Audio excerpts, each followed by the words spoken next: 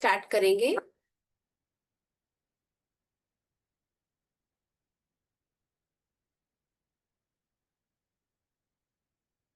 नमो अरिहंताणम, नमो सिद्धाणम, नमो आयर्याणम, नमो उवजायाणम, नमो लोय सप्प साहुणम, एसु पंच नमुक्कारो सव्व पावपणासनो मंगलाणं च सव्वेसिं पढमं हवै मंगलम। मंगलम भगवान वीरो मंगलम गौतम प्रभु मंगलम स्थूलिभद्राद्या जैन धर्मोस्तु मंगलम। परम पूज्य आचार्य भगवान श्री राजन सुरीश्वर जी महाराज साहब के चरणों में कोटि कोटि वंदन। पहले हम स्तुति ले लेंगे। भवो भवमणो नव पद मने, भवो भवमणो नव पद मने, नव पद स्मरण अर्पण करो, भवो भव सुगुण संपद मने, नव पद शरण थी शीघ्र मणसे, अमर शाश्वत पद मने, भवो भवमणो नव पद स्मरण, नव पद शरण भवो भवमणो। नवपद छवाया हृदयमा, नवपद समाया नयनमा, नवपद चमकता चित्तमा, नवपद झळकता स्वप्नमा, नवपद वहे छे श्वासमा, नवपद रहे छे पासमा, भवो भवमणो नव पद स्मरण, नव पद शरण भवो भवमणो। सभी प्रेग्नेंट मदर्स पेट पे हाथ रखिएगा। आज हम पहले 3 बार ओम ह्रीम अस्या उस्सा दग्ना चातेभ्यो नमः ये जाप करेंगे। ठीक है। ओम ह्रीम अस्या उस्सा दग्ना चातेभ्यो नमः। ओम ह्रीम अस्या उस्सा दग्ना चातेभ्यो नमः। ओम ह्रीम अस्या उस्सा दग्ना चातेभ्यो नमः। अभी आज चौथा दिन है, उपाध्याय का दिन है, उपाध्याय पद का, इसीलिए ओम ह्रीम नमो उवज्जायाणम ये जाप करेंगे। सभी प्रेग्नेंट मदर्स पेट पे हाथ रखिएगा। ओम ह्रीम नमो उवज्जायाणम, ओम ह्रीम नमो उवज्जायाणम, ओम ह्रीम नमो उवज्जायाणम। ठीक है, कल तक हमने अ, उपाध्याय का लिया था। आज हम साधु पद का देखेंगे। कल साधु पद है, आपको कल ओम ह्रीम नमो लोए सब्ब साहुणम ये पद का जाप करना है। ठीक है। अम, आज से है ना, हमने साधु गुरु गुरु तत्व में प्रवेश किया है। ठीक है। गुरु तत्व में है ना 3 पद का समावेश होता है, आचार्य उपाध्याय साधु। तो आज वो उपाध्याय का पद है ना, वो केंद्र स्थान पे है, कल मैंने बताया। और कल अभी साधु पद का दिन है। तो आचार्य है ना, वो जीन शासन के राजा जैसे है। उपाध्याय जीन शासन के युवराज जैसे हैं। और साधु है ना, वो जीन शासन के प्रजा जैसे है, या फिर है ना सैनिक जैसे है। वो जैन शासन को संभालने वाले सैनिक है। कंचन कामिनी का त्याग करने वाले साधु कहलाते हैं। सहन करे ना वो साधु है। साधु की है ना 3 डेफिनेशन। एक तो जो सहन करे वो साधु, साधना करे वो साधु, और सहाय करे वो साधु। ठीक है। अभी जो सहन करे वो साधु, यानी साधु भगवान पृथ्वी के जैसे सब सहन करते हैं, सामने से कष्टों को आमंत्रण देते हैं, वो मोक्ष मार्ग की साधना करते हैं। जो साधना करे वो साधु, यानी है ना, ये सभी साधु मोक्ष मार्ग की साधना करते हैं। उसके लिए अरिहंत परमात्मा की आज्ञा समग्र जीवन के लिए सिर पे रखते हैं, सर्व पाप व्यापार का त्याग करते हैं, भूल हो जाए तो प्रायश्चित करते हैं, और मोक्ष पाने की तीव्र लगन वाले रहते हैं। साधु है ना, वो रात को सोए ना तो भी वो साधक ही कहलाते हैं। वो साधना ही, वो भी उनकी साधना का ही एक अंग रहता है, वो साधक ही कहलाएंगे। यानी जो साधना करे वो साधु।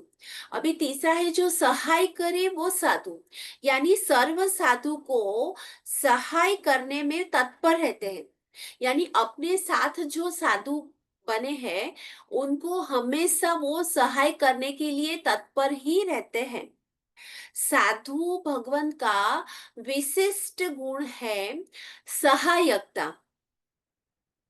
ऐसे साधु भगवान को नमस्कार करने से उनके जैसे गुण जीवन में प्रकट होते हैं। साधु भगवान साधना करके, सहन करके, सहाय करके, आत्मा पे लगे हुए काले डिबांग कर्मों को बाहर निकालते हैं, इसीलिए उनका वर्ण काला रहता है। साधु का वर्ण है ना, वो काला कहा गया है, नीला भी कहते हैं, लेकिन ऐसे साधु का वर्ण काला कहा गया है। वो क्यों कहा गया है? कि साधु भगवान साधना करके, सहन करके, सहाय करके, आत्मा पे लगे हुए काले डिबांग कर्मों को बाहर निकालते हैं, इसीलिए उनका वर्ण काला कहा गया है। साधु भगवान है ना, वो शरीर की जरा भी दरकार नहीं करते हैं, और तप द्वारा काया को तपा के काले कोयले जैसे कर देते हैं, इसीलिए भी साधु का वर्ण श्याम कहा गया है, काला कहा गया है। साधु है ना, साधु जीवन स्वीकार करके ज्यादातर वो आम्बिल एकाशना में ही रहते हैं, यानी उनका तप है ना, तप धर्म वो चालू ही रखते हैं। वो तप से काले कोयले की तरह तपा देते हैं अपने शरीर को, इसीलिए भी साधु का वर्ण काला है। अभी ओम ह्रीम नमो लोई सव्व साहुणम। अभी सव्व साहुणम, लोई लोई शब्द भी आया। ओम ह्रीम साहुणम ऐसा नहीं, ओम ह्रीम नमो लोए सव्व साहुणम। तो लोए शब्द क्यों कहा गया? लोए यानी लोक, मनुष्य की उत्पत्ति मात्र अधिद्वीप में ही होती है, इसीलिए साधु का निवास स्थान भी अधिद्वीप प्रमाण है। ये दिखाने के लिए लोए पद रखा, यानी लोक, यानी अधिद्वीप में रहे हुए सर्व साधु भगवंत को नमस्कार था। सिर्फ अपने भरत क्षेत्र में रहे हो ऐसे नहीं, लेकिन अधिद्वीप में जो 15 क्षेत्र में जितने भी साधु भगवंत है ना, महाविद्य क्षेत्र में कितने अनंत साधु है, वो सबको नमस्कार हो जाए, इसके इसके लिए उसमें लोए शब्द रखा है। अब लोए शब्द से ना अधिद्वीप तो समझ में आता है, लेकिन सव्व, सव्व साहुण, अभी लोए में भी सर्व साधु आ गए, फिर भी सव्व है ना, स्पेसिफिक क्यों रखा गया है? कि सव्व पद ना हो ना तो मात्र अड़ीद्वीप पे रहे हुए साधु को नमस्कार किया, लेकिन अड़ीद्वीप के बाहर नंदी द्वीश्वर द्वीप रहता है, जो लब्धिधारी साधु गए हो उनको भी नमस्कार हो जाए, इसीलिए लोक में जहां जहां जो जो साधु भगवंत हो वो तमाम को नमस्कार था। यानी सव्व यानी सर्व साधु, कोई भी साधु रह नहीं जाए, इसके लिए सव्व शब्द इस्तेमाल किया गया है। फिर केवल दानी भगवंत हो और जो अरिहंत ना हो, के सिद्ध भी अभी नहीं हुए हो, ऐसे सामान्य केली भगवंत को भी कोई पद से नमस्कार होता ही है। अभी सामान्य केवली है, उनसे तो नमो लोए सव्व सिद्धाणम भी निपोतु नहीं है। नमो आयर्याणम भी वो नहीं है, नमो उवजायणम भी नहीं है, और नमो साहुणम, लेकिन वो केवल ज्ञानी हो गए हैं। इसीलिए सव्व पद से, यानी सर्व साधु जो केवल ज्ञानी हो भी गए हैं ना, वो सर्व साधु को नमस्कार होता है, उनको भी नमस्कार करने के लिए सव्व पद रखा है। ठीक है। इसमें सव्व यानी सर्वज्ञ भगवान संबंधी भी कहा गया है। इसीलिए लोक में रहे हुए सर्वज्ञ भगवान संबंधी जो साधु भगवान है उसको नमस्कार था। लेकिन बाबा सन्यासी फकीर ऐसे भगवे कपड़े पहने हुए वो सबको नहीं, सिर्फ सर्वज्ञ भगवंत हो, सव्व यानी सर्वज्ञ भी लेना है, कि जो सर्वज्ञ हो उनको ही नमस्कार हो। ऐसे जैसे तैसे कोई भगवे वस्त्र पहने हुए साधु को नहीं। नमस्कार महामंत्र में साधु पद की गरिमा बताई गई है। अस्या उषा भी, यानी अरिहंत सिद्ध आचार्य उपाध्याय, वो भी पहले तो साधु के पद पर ही विराजमान हुए हैं। सबको पहले तो साधु ही बनना पड़ता है, बाद में ही वो और सब पदवी लेते हैं। साधु पद में प्रवेश करने का जिसका मन न हो वो वितरा के शासन का अनुयायी नहीं है। करोड़पति हो या बड़ी सत्ता वाला हो, लेकिन उसका स्थान नवकार मंत्र में नहीं है, मात्र साधु का स्थान है। साधु पद में हम बस नहीं पाए, लेकिन हृदय में तो साधु पद पद है ना, वो बस जाना चाहिए। रजोहर हाथ में ना ले, तो भी कम से कम हृदय में तो रजोहरण के लिए अहोभाव प्रतिष्ठित होना ही चाहिए। साधु पद को है ना नव पद के बीच में स्थान दिया गया है, वो भी नव पद के केंद्र स्थान में कौन है, तो साधु है। क्योंकि अगर साधु बने तो ही वो आगे के चार पद में जा सकते हैं, और साधु ही दर्शन ज्ञान चारित्र तप वो पद करके आगे बढ़ते हैं। ठीक है, इसीलिए नवपद के केंद्र स्थान में भी कौन है, तो साधु ही है। हम रोज गाते हैं कि आरती उतारी राजा कुमार पाड़े। ऐसा आरती के साथ जिसका नाम जुड़ा गया है, वो कुमारपाल राजा है ना, ठाट बाट से रोज अष्ट प्रकारी पूजा करते थे।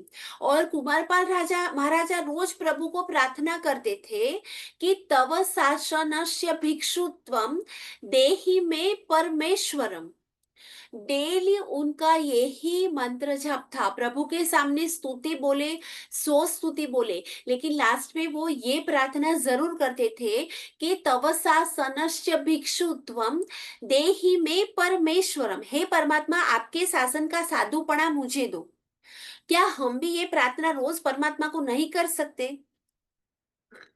अभी के स्टाइल में ये प्रार्थना, ये जो कुमारपाल राजा करते थे ना, वो अभी के स्टाइल में ये है कि मने वेश श्रमण नो मड़ जोरे, मने वेश श्रमण नो मड़ जोरे, क्या, या फिर वो क्यारे बनू हूँ साचो रे संत, क्यारे थशे मारा भवनो रे अंत।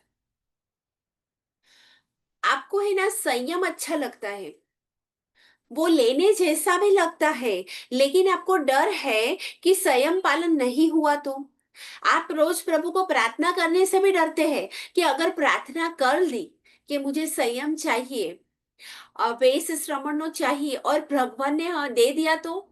लेकिन है ना, डरो मत, चिंता करने की जरूरत नहीं है।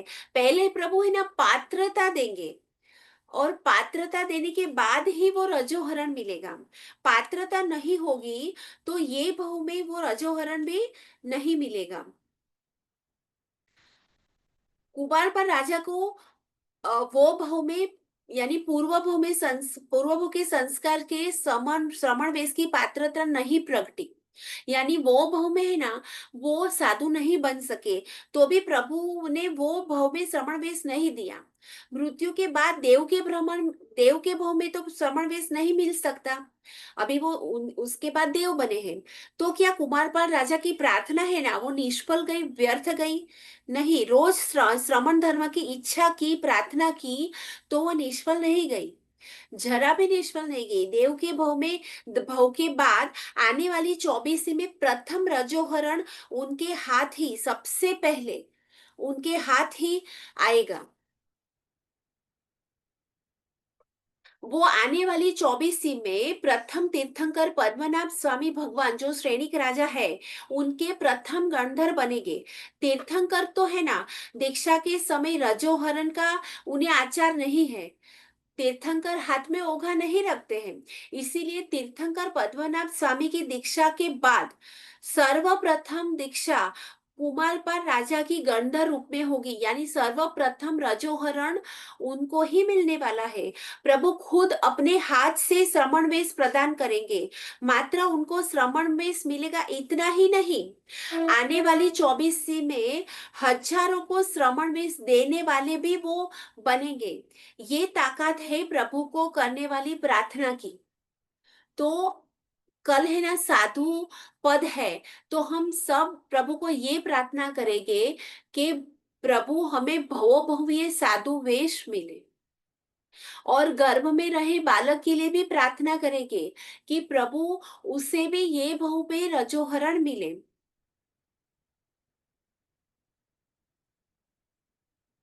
नव पद में है ना, अभी हम श्रीपाल मीना का देखते हैं कि नव पद में श्रीपाल मीना का स्थान कहाँ, कहीं नहीं। क्योंकि वो तो है ना गृहस्थ थे, उन्होंने साधु पद प्राप्त नहीं किया था, साध्वी पद प्राप्त नहीं किया था। क्योंकि संयम जीवन जिसके पास है उसी को ही नवपद में स्थान मिल रहा है। श्रीपाल मीना ने नवपद में स्थान नहीं पा सके, फिर भी उनके हृदय में नवपद का स्थान था। हम भी है ना नौकर में स्थान ना मिले, लेकिन हृदय में तो नमस्कार को साथ स्थान दे ही सकते हैं। नौकार मंत्र को अपने हृदय में तो स्थापित कर ही सकते हैं। श्रीपाल कहते हैं कि जो भी प्रभु को कभी नहीं छोड़ता, उसे प्रभु भी कभी नहीं छोड़ते हैं। छोटे बालक को मेले में केवल माँ की उंगली ही पकड़े रखनी है, बाकी जवाबदारी माँ ले लेती है। उसे अभी खोने का डर नहीं रहता है। वैसे ही आपने अगर प्रभु की उंगली पकड़ ली, ये सिद्ध चक्र में जो नौपद है उनकी उंगली भी पकड़ ली, तो आपको फिर संसार में भव भ्रमण का डर नहीं रहता है।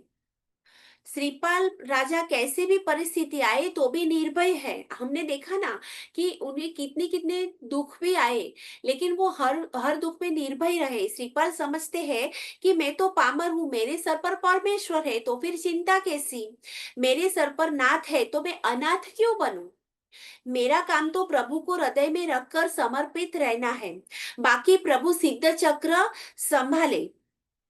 मेरे परिवार की चिंता भी सिद्ध चक्र ही करेंगे।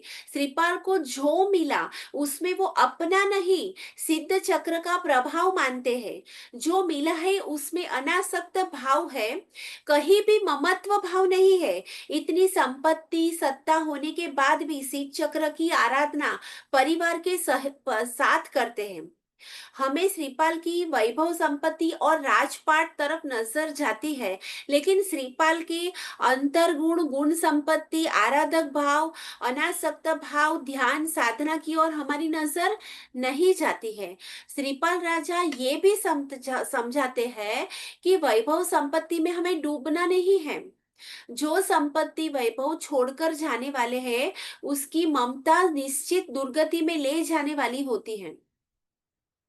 यहाँ श्रीपाल कहते हैं कि जो रहने वाला नहीं है उसे भले ही खुद के पास रखे, पुण्य से मिला है तो रख ले, पर उसमें मन नहीं रखना है।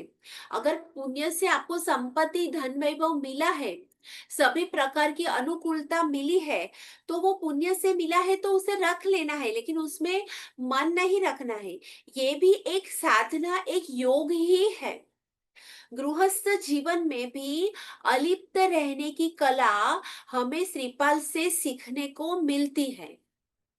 ठीक है, अब कल हमने श्रीपाल राजा का राज कहाँ तक देखा कि श्रीपाल ने चौथी राजकुमारी है गुण सुंदरी, उनके साथ विवाह किया और उनके नगर में उनके राजा के महल में वो रहने लगे। ठीक है। पहले समुद्र यात्रा के दरमियान उन्होंने मदन सेना, मदन मंजूषा, मदन मंजरी, गुण सुंदरी, ये 4 राजकुमारी के साथ विवाह किया। अब श्रीपाल कुमार आगे क्या करते वो देखते हैं। एक दिन एक परदेसी पुरुष श्रीपाल कुमार के पास आकर एक अद्भुत स्थान की एक आश्चर्यकारी बात कहने लगा। वो कहने लगा, हे स्वामी, यहाँ से 300 योजन दूर कंचनपुर नाम का एक नगर है। उस नगर में वज्रसेन नाम का राजा है। आपको है ना पीडीएफ मिल जाएगी, तो आप सिर्फ है ना कौन सी राजकुमारी है और श्रीपाल राजा को ध्यान में रखिए। वो राजा को, वज्रसेन राजा को कंचनमाला नाम की रानी है। उस रानी को 4 पुत्रों के ऊपर त्रैलोक्य सुंदरी नाम की पुत्री है। जैसे 4 वेदों के ऊपर उपनिषद शोभित होता है, वैसे ही वो पुत्री 4 पुत्री के ऊपर, पुत्रों के ऊपर शोभामान हो रही है। उस त्रैलोक्य सुंदरी के योग्य पति ढूंढने के लिए उसके पिता ने स्वयंवर मंडप बनवाया है। और उस मंडप के मूल स्तंभ पर एक रत्न जड़ित सुवर्णमय सुशोभित पुतली स्थापित की है।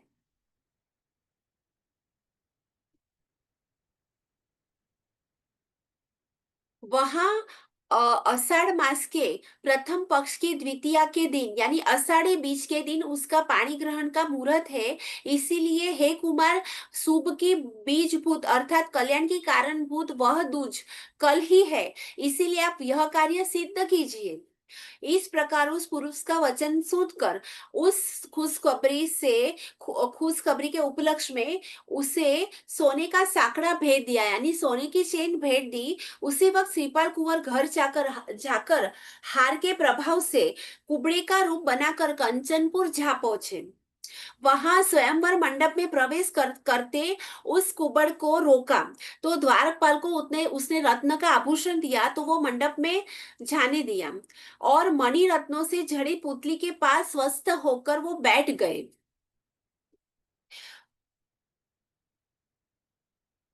इतने में श्रेष्ठ वस्त्रों से आच्छादित शिबिका में बैठकर राजकुमारी भी वहां स्वयंवर में आई। मोती की माला से सुशोभित वह राजकुमारी हाथ में वरमाला लेकर मुख्य मंडप में आई कि उसे अकस्मात पवित्र रूप वाला कुंवर मूल रूप से दिखाई दिया। और कहने लगी कि मुझे इष्ट स्वामी का संयोग हो जाए। अपनी और राग युक्त दृष्टि वाली कुंवरी को देखकर श्रीपाल कुंवर उस कुंवरी के प्रेम की परीक्षा करने के लिए बीच बीच में अपना रामन वामन रूप भी दिखाने लगे। यानी वो वामन वामन रूप ले सकते थे ना, वो बार बार दिखाने लगे। जिससे कुंवरी भी अपने चित्त को स्थिर करके बार बार उस ओर देखने लगी और सोचने लगी कि मुझे तो आजीवन उस उनके साथ ही प्रेम हो गया है।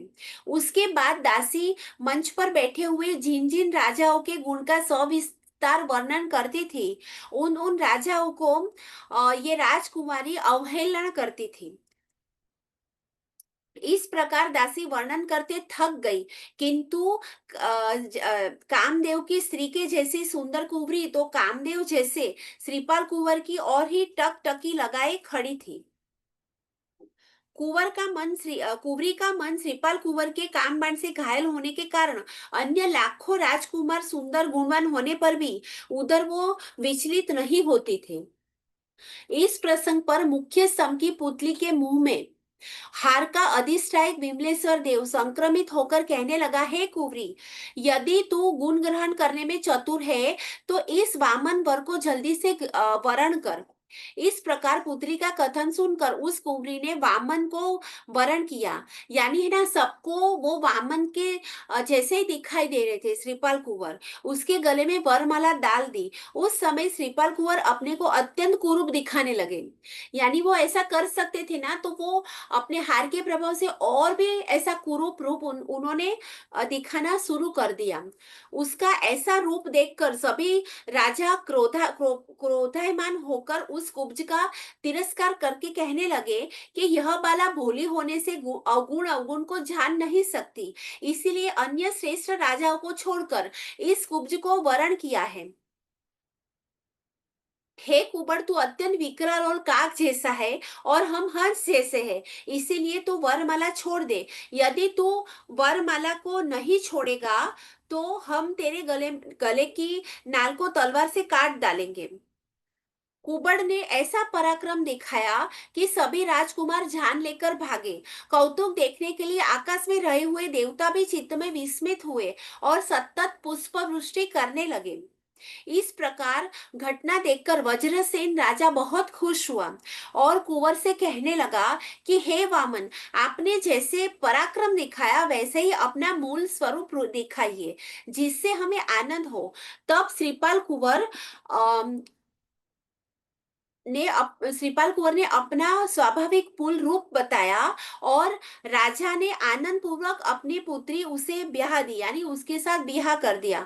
फिर राजा ने उन्हें रहने के लिए एक बड़ा महल दिया। उस महल में जैसे कृष्ण लक्ष्मी जी के साथ सुख का अनुभव करते हैं, वैसे ही श्रीपाल कुंवर अपनी पत्नी तिलक सुंदरी के साथ सुख पूर्वक रहने लगे।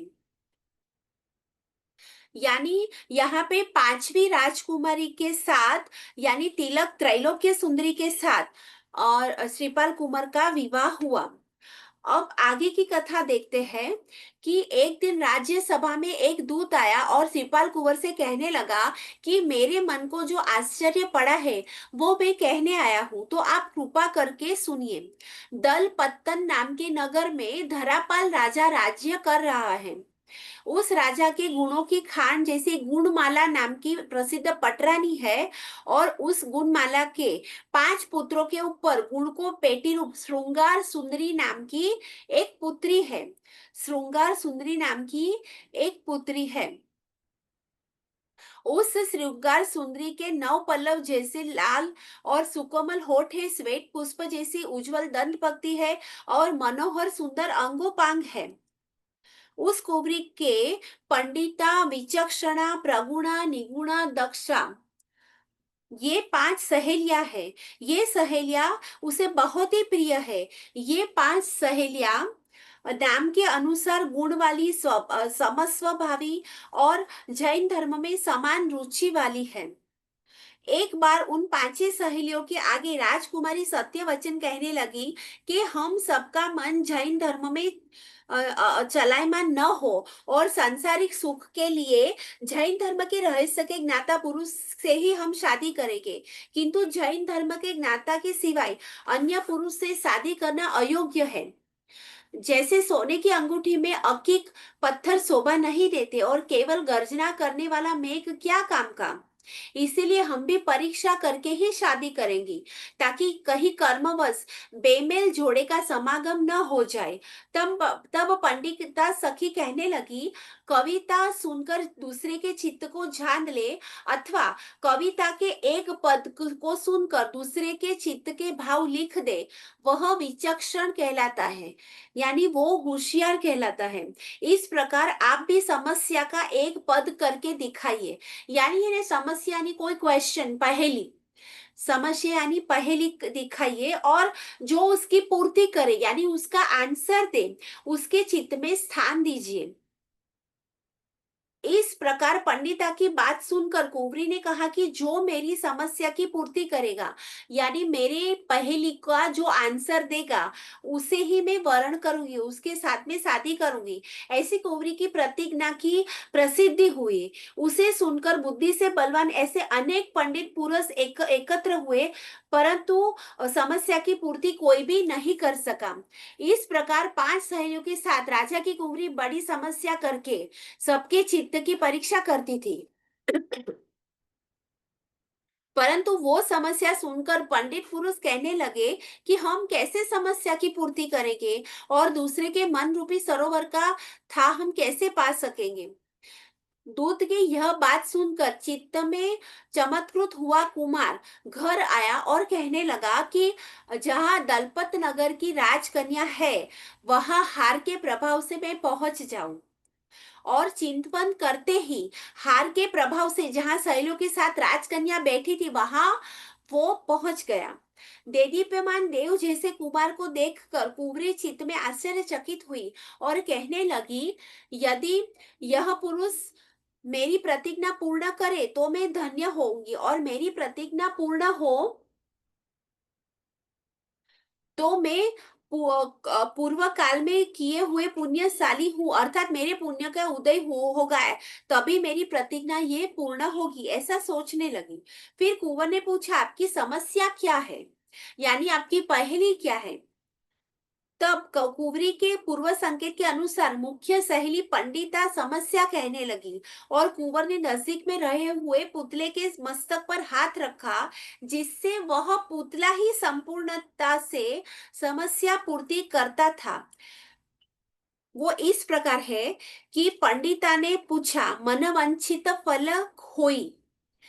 अभी ये क्वेश्चन पूछा पंडिता ने, तो उसका आंसर, ये जो श्रीपाल है ना, वो पुतली के सर पे हाथ लगा तो पुतली ही बोलने लगी। अरिहंत सिद्ध आचार्य उपाध्याय साधु दर्शन ज्ञान चारित्र और तप, इन 9 पदों को जो कोई मनुष्य अपने मन में अवश्य धारण करता है, उस मनुष्यों में शिरोमणि पुरुष के मन में धारित काम अवश्य पूर्ण होते हैं, यानी मनोवांछित सफल होता है।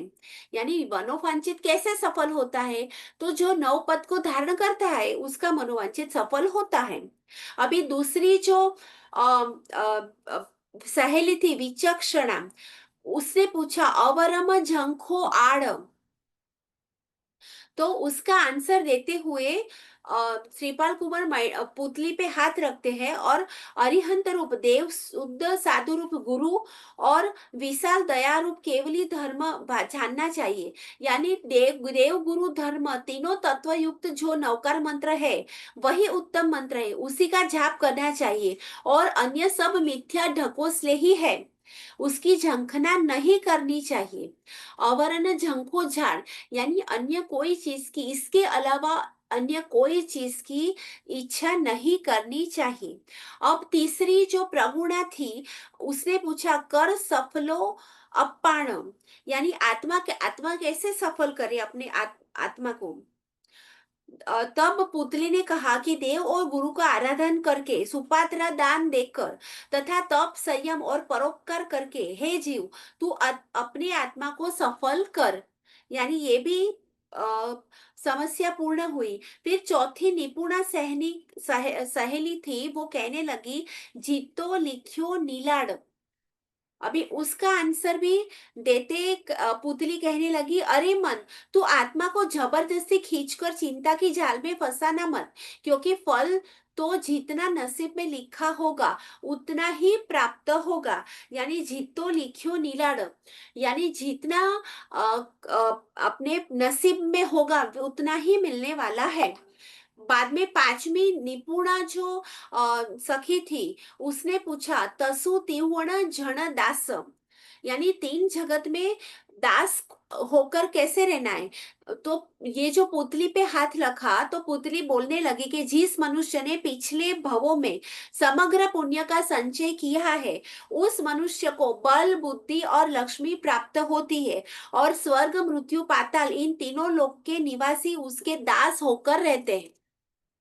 यानी ये तीनों लोग के जो निवासी है ना, उसके दास रहते हैं, जिसने पुण्य का संचय किया है। फिर श्रृंगार सुंदर ने खुद पूछा कि रवि पहला उगंत, यानी सूर्य से पहले क्या उगता है। श्रृंगार सुंदर ने ये क्वेश्चन पूछा। तभी वो पुतले ने कहा, जीते हुए भी जिसका जगत में यश फैला हुआ नहीं है, वे जीव क्यों जीते हैं। यानी यश के बिना जीना व्यर्थ है, परंतु जो यश प्राप्त कर इस जगत में अस्त हुए हैं, वे जीव सूर्य उगने से पहले उदित होते हैं। तात्पर्य यह है कि जो यश के साथ मरते हैं उनका सूर्योदय से पहले नाम स्मरण होता है। यानी रवि पहला उगंत, यानी सूर्योदय से पहले कौन उगते हैं कि यश को प्राप्त करने वाले, वो सूर्योदय के पहले उनका स्मरण होता है।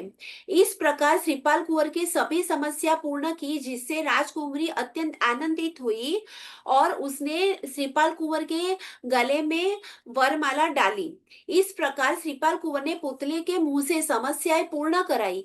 ये देखकर राजा आदि सभी लोग हर्षित हुए और कहने लगे कि ऐसा आश्चर्य तो पहले कभी नहीं देखा, और ये प्रसंग तो ऐसा है कि जो जो देखते हैं वो वैसे वैसे अधिक अधिक मीठा लगता है। इस प्रकार आश्चर्यचकित होकर राजा ने मन के उत्साह के साथ अपनी पुत्री श्रृंगार सुंदरी को 5 सहेलियों के साथ श्रीपाल कुंवर के साथ बिहा दी और पानी ग्रहण का बड़ा महोत्सव किया और बहुत दान दिया। उस समय श्रीपाल कुंवर का अद्भुत चरित्र देखकर अंगभट्ट नाम का एक परदेसी ब्राह्मण कहने लगा, हे कुमार, अच्छे विचार वाला एक मेरा वचन सुनिए। यहाँ तक देखो, छठी राजकुमारी थी श्रृंगार सुंदरी, उसके साथ भी श्रीपाल कुंवर का विवाह हुआ। अभी 7वीं राजकुमारी के बारे में हम देखेंगे।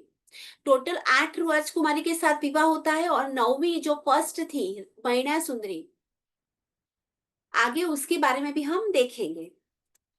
वो जो ब्राह्मण वहां पे आया था, वो कहने लगा कि कोल्हापुर नगर में पुरंदर नाम का राजा है, उसके लावण्य और लीला के मंदिर विजया नाम की रानी है।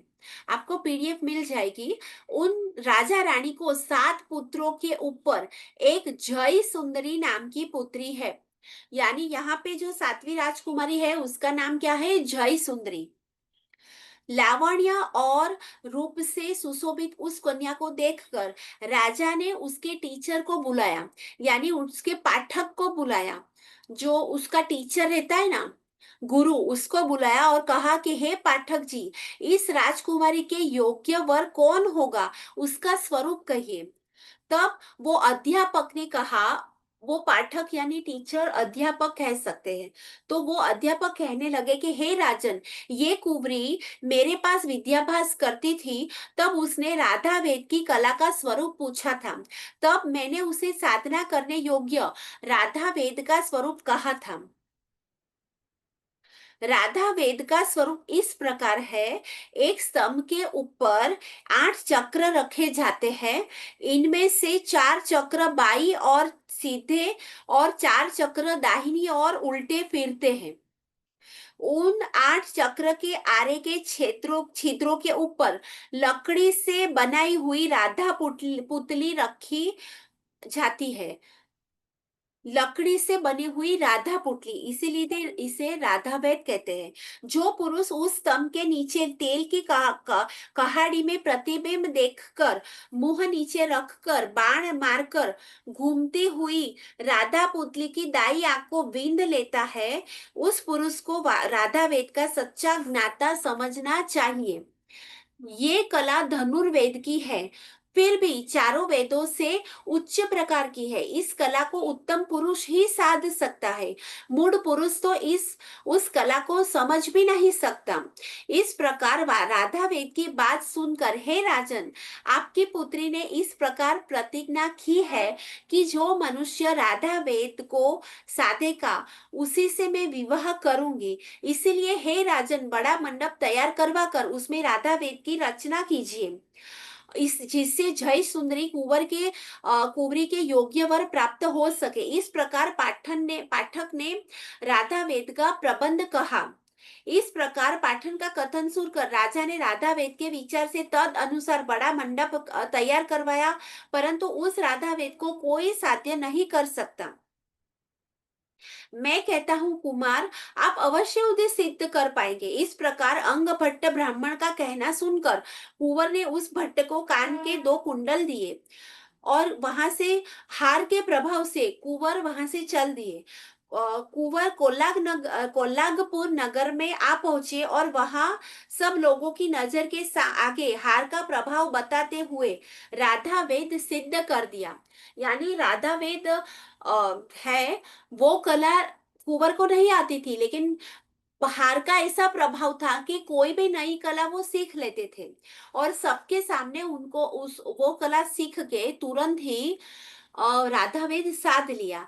तब जय सुंदरी कुंवरी ने उसके गले में वरमाला डाल दी। फिर राजा ने उनका विवाह किया। अब राजा के द्वारा दिए गए महल में यशस्वी कुंवर उत्साह पूर्वक वहां कोल्हापुर नगर में रहने लगे। यहाँ पर सातवीं राजकुमारी जय सुंदरी के साथ भी श्रीपाल का विवाह हुआ। अब आठवीं राजकुमारी के बारे में हम देखेंगे। अब ठाणापुर नगर से मामा वसुपाल राजा ने विनयवान पुरुषों को श्रीपाल कुंवर के पास अपने नगर में बुलावे के लिए भेजा और वे राजा की आज्ञा पालन करने के लिए कुंवर के पास कोल्हापुर नगर में आए। उस समय कुंवर ने भी अत्यंत स्नेह पूर्वक अभी अपनी सभी स्त्रियों को अपने पास अपने स्नान में कोल्हापुर नगर में बुलवा लिया। अभी यहाँ पे देखो, कोल्हापुर नगर में श्रीपाल स्थित थे। वहां पे है ना, थाना नगर से पहले वो थाना गए थे। वहां के वसुपाल राजा थे, उनकी पुत्री के साथ उन्होंने विवाह किया था। वसुपाल राजा की मदन मंजरी नाम की पुत्री के साथ श्रीपाल कुंवर का विवाह हुआ था। यानी है ना, तीसरी ही राजकुमारी। पहली मदन सेना, मदन मंजूषा, बाद में मदन मंजरी। वसुपाल राजा ने, वो वसुपाल राजा ने एजल बेन, अ, ठीक है। वो वसुपाल राजा ने पुरुषों को भेजकर ये जो अ, श्रीपाल कुंवर है, जहाँ पे कोल्लाक नगर में थे, वहां बुलावा भेजा कि आपको है ना तुरंत ही थाना नगर में बुलाया है। तो ये श्रीपाल कुंवर ने क्या किया, पहले जो अपनी पत्नियां थी, सभी स्त्री अपने अपने नगर में थी। क्योंकि वो तो क्या करते थे, हार पहनते थे और गायब हो जाते थे और अपनी स्त्रियों को बोलकर आते थे, लेकिन हार पहनकर अकेले ही गायब हो जाते थे। इसीलिए पहले बुलावा भेजकर सभी स्त्री को वहां पे बुला बुला लिया। फिर हाथी घोड़ा रथ और सुबह चतुरंगी सेना वहां एकत्र हुई और मनोहर कुंवर ने थाना नगर में प्रवेश किया। सबके साथ वो थाना नगर में पधारे। वहां श्रीपाल कुंवर की लक्ष्मी और श्रेष्ठ सुंदरियों को देखकर उनके मामा वसुपाल राजा थे ना, उनके मामा भी थे, तो वो खुश हुए और विशेष प्रकार से विधि विधान पूर्वक राज्याभिषेक करके श्रीपाल को अपनी राजगद्दी पर बिठाया। यहाँ पे क्या था कि वसुपाल राजा है ना, उनको पुत्र नहीं था, तो उन्होंने राज्य किसे सौंपना, ये प्रश्न था। अभी उनकी उम्र हो गई थी, उन्हें लगा कि मुझे किसी को राजगद्दी सौंप देनी चाहिए।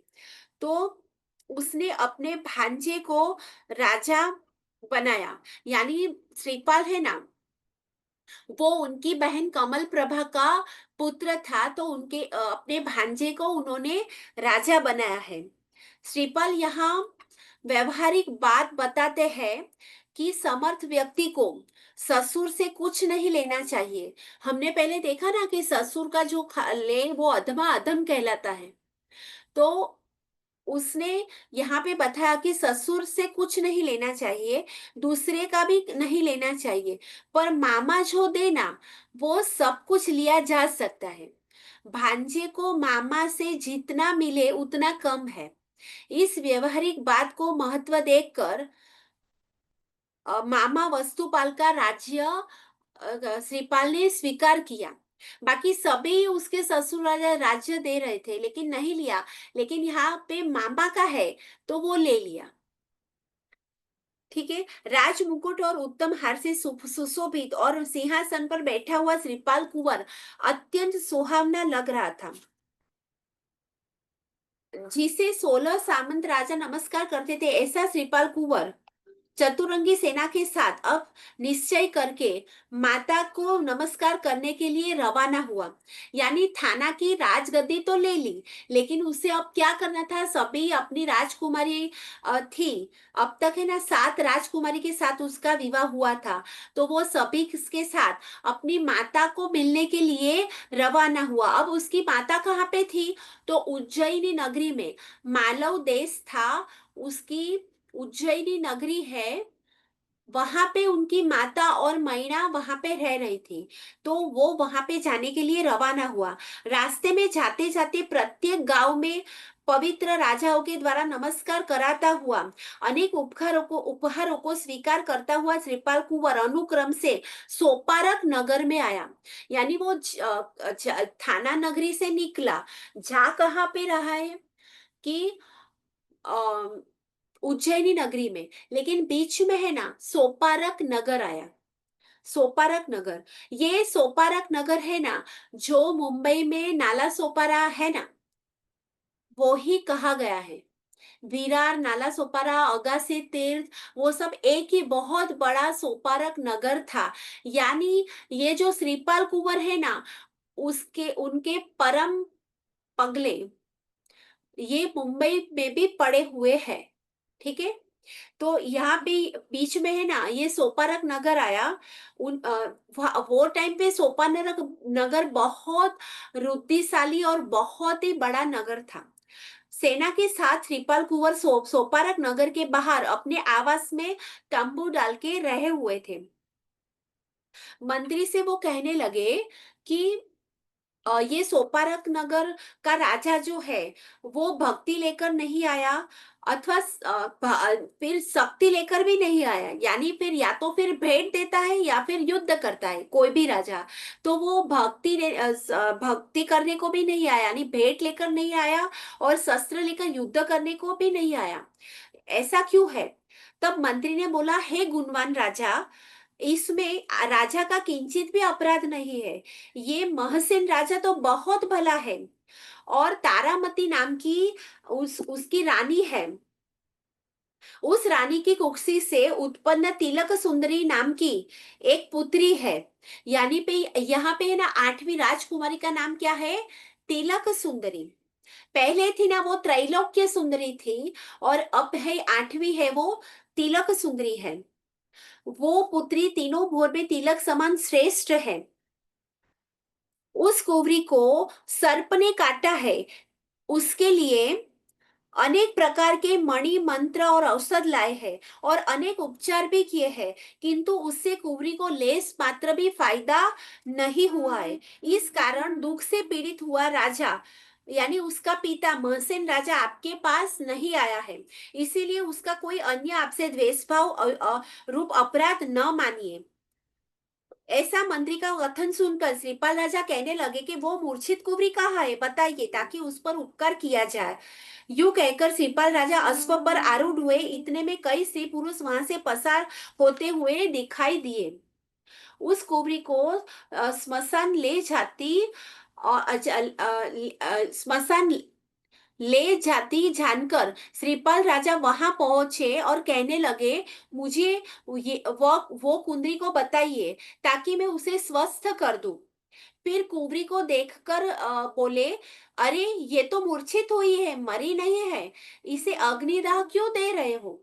अर्थात मूर्छित को अग्निदाह मत दो। इस प्रकार कुंवर का कहना सुनकर उन्होंने अर्थी वही रख दी, यानी थथरी थी जो थाथड़ी, वो वहां पे रख दी। तब कुंवर ने हार के स्नात्र जल का अभिषेक करके, हार का है ना वो अभिषेक करते थे, और वो है ना सामान्य फूल नहीं था।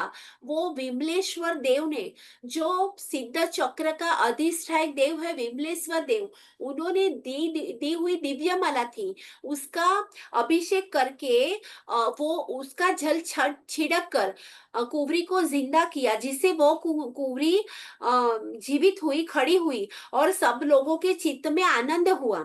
ये देखकर हर्षित हुए महसेन राजा कुंवरी से कहने लगे, हे वत्स, ये महाभाग्यशाली पुरुष यहाँ न पधारे होते और उपकार रूप प्रकाश नहीं फैलाया होता, तो तेरी क्या हालत होती। इस कुंवर ने तुझे जिंदा करके प्राणदान दिया है और तू मुझे प्राणों से भी प्यारी है, इसीलिए तू इस प्राणदाता को देने योग्य है। मेरे हृदय के इस गुप्त भाव को तू जान। इस प्रकार राजा का कहना सुनकर स्नेह वाली बोली और राग दृष्टि से श्रीपाल कुंवर को देखती हुई राजकुमारी मन में सोचने लगी कि इस कुंवर के साथ मेरे प्रेम की गति अकथ्य है, कहीं नहीं जा सकती। इस प्रकार अपनी पुत्री को श्रीपाल पर प्रेम वाली देखकर महसिन राजा ने श्रीपाल कुंवर के हाथ में दे दी, अर्थात ब्याह दी। इस प्रकार श्रीपाल कुंवर की अद्भुत रूपवती 8 स्त्रियां हुई। श्रीपाल कुंवर ने उज्जैनी नगरी से निकलकर विदेश में 8 स्त्रियों से विवाह किया। उनके नाम अनुक्रम से, फिर से मैं रिपीट कर रही हूँ, मदन सेना, मदन मंजूषा, मदन मंजरी, गुण सुंदरी, त्रैलोक्य सुंदरी, श्रृंगार सुंदरी, जय सुंदरी और तिलक सुंदरी। आ, 8 दृष्टि सहित सम्यक दृष्टि जीव जैसे 9वीं सर्ववीरति की इच्छा करता है, तथा 8 प्रवचन माता सहित गुणवान मुनि जैसे 9वीं समता को चाहता है, वैसे ही श्रीपाल राजा 8 प्रियाओं के साथ होते हुए भी प्रथम पत्नी मैना सुंदरी का ही नित्य ध्यान करते थे, अर्थात उससे मिलने की इच्छा मन में सदा जागृत रखते थे। इसीलिए मैना सुंदरी को मिलने के लिए उत्कंठित चित्त वाले और माता को नमन करने के लिए आतुर ऐसे श्रीपाल राजा ने प्रयाण की तैयारी की और तेजस्वी डंके पिटवाए। महाराष्ट्र, सौराष्ट्र, मेवाड़, लाट, भोट देश के सर्व राजाओं को अपने अधीन करते हुए सूर्य जैसा तेजस्वी श्रीपाल कुंवर अनुक्रम से मालवा देश में आया और उसमें उज्जैनी नगरी के बाहर वो तंबू डाल के वहां पे स्थिर हुआ।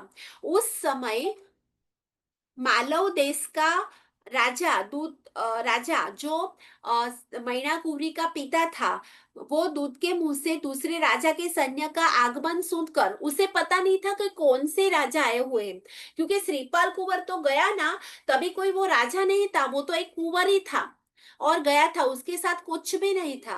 तो वो कैसे समझेंगे कि इतना बड़ा राजा कोई आया है, वो श्रीपाल कुंवर होगा। इसीलिए दूत ने इतना ही बताया कि कोई दूसरे राजा है ना, सैन्य सैन्य लेकर यहाँ पे आया है और उस गढ़ की उससे राजा भयभीत हो गए और उसने गढ़ की सुरक्षा के लिए गढ़ को सारी सामग्री से सज्ज कर लिया, क्योंकि उससे उसका तेज सहन नहीं होता था। क्योंकि उस दूत ने कहा कि वो इतना बड़ा राजा है कि मैं उसका वर्णन कैसे करूं। इस प्रकार उज्जैनी नगरी आसपास रहने वाले लोगों की भीड़ से संकीर्ण हो गई। उसी प्रकार श्रीपाल राजा के सुबटों ने उस समय उज्जैनी नगरी को घेर लिया। वहां नगरी के बाहर सारे सैन्य के लिए तंबू लगवाए गए। फिर जब रात्रि का प्रथम प्रहर हुआ, तब श्रीपाल राजा हार के प्रभाव से प्रेम सहित माता के घर पहुंच गए। यानी जैसे ही हार पे ना, वो जहां पे जाना चाहते थे वहां पे पहुंच जाते थे।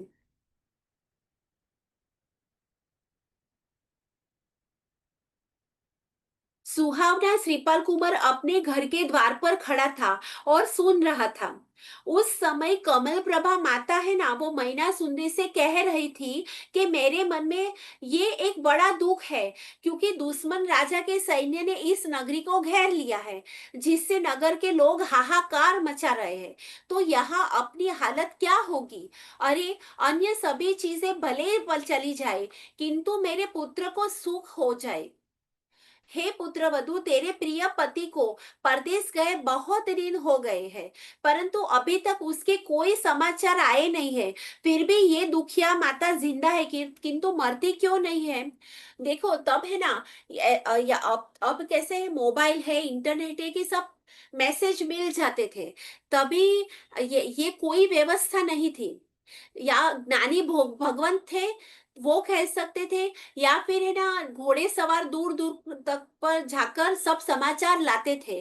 तो यहाँ महिषासुरी को उनकी माता को पता कुछ भी नहीं था कि श्रीपाल कुंवर ने क्या किया, क्या कर रहे होंगे। तब महिषासुरी है ना, वो अपनी सास से कहने लगी कि हे सासू जी, आप किंचित भी खेद न करें और शत्रु के सैन्य का भय भी मन में धारण न करें, क्योंकि नौपत जी के ध्यान से सभी पाप नष्ट हो जाते हैं। देखो, महिषासुरी को भी नौपत जी पर कितनी श्रद्धा है, उसी के कारण ये सब उसे मिला है। शत्रु, हाथी, समुद्र, सिंह, सर्प, दावानल, जलोदर, बंधन आदि सभी भय नवपत का जप करने से चले जाते हैं। यानी 8 भय जो रहते हैं ना, वो श्रीपाल मैना सुंदरी कह रही है। कौन से 8 भय? तो शत्रु का भय, हाथी का भय, समुद्र का भय, सिंह का भय, सर्प का भय, दावानल का भय, जलोदर का भय, यानी जो पेट में दुखता है, सूल उत्पन्न होता है, वैसा भय, बंधन आदि का भय, सभी है ना नौपत जी का जाप करने से चले जाते हैं। तथा नौपत जी का जाप करने वाला इस भव में, पर भव में सभी संपत्ति को प्राप्त करता है। फिर है सासू जी, जब शत्रु का भय उत्पन्न हुआ है, तब कुंडली, भविष्य कथन आदि लौकिक प्रमाण को कौन खोजेगा? क्योंकि मुझे तो उस बात का प्रत्यक्ष अनुभव हुआ है। और आज संध्या के समय जगत के स्वामी की पूजा करते वक्त, यानी तीर्थंकर की पूजा करते वक्त, किसी से उपमा न दी जा सके ऐसा अनुपम भाव उत्पन्न हुआ है।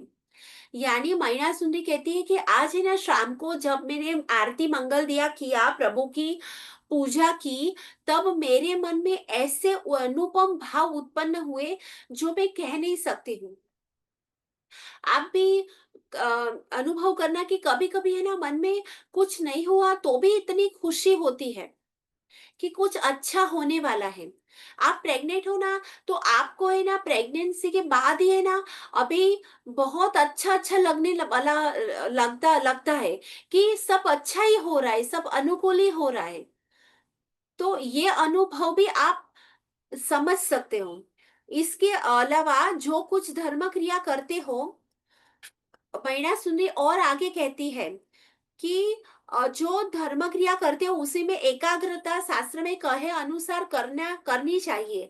भाव की वृद्धि हो, भव संसार का अत्यंत भय हो, तथा क्रिया के रस से चित्त विस्मय प्राप्त हो, रोम खड़े हो जाए, ऐसे रोमांचित हो, अत्यंत हर्ष उत्पन्न हो, ये अमृत क्रिया क्रिया के लक्षण है। यानी ये श्रेष्ठ की क्रिया है। आप है ना रोज प्रभु पूजा करते हो, रोज नौपत की जो पाटली है ना, उसके उसकी भी पूजा करते हैं, लेकिन है ना, कल अब साधु पद है, तो एकदम आनंद से आप है ना साधु पद की एकदम ध्यान से पूजा करना। अगर अलग ही आनंद आए ना, उसे वो अमृत क्रिया कहते हैं, यानी वो श्रेष्ठ क्रिया कह सकते हैं। ऐसी श्रेष्ठ क्रिया से बहुत ही लाभ होता है।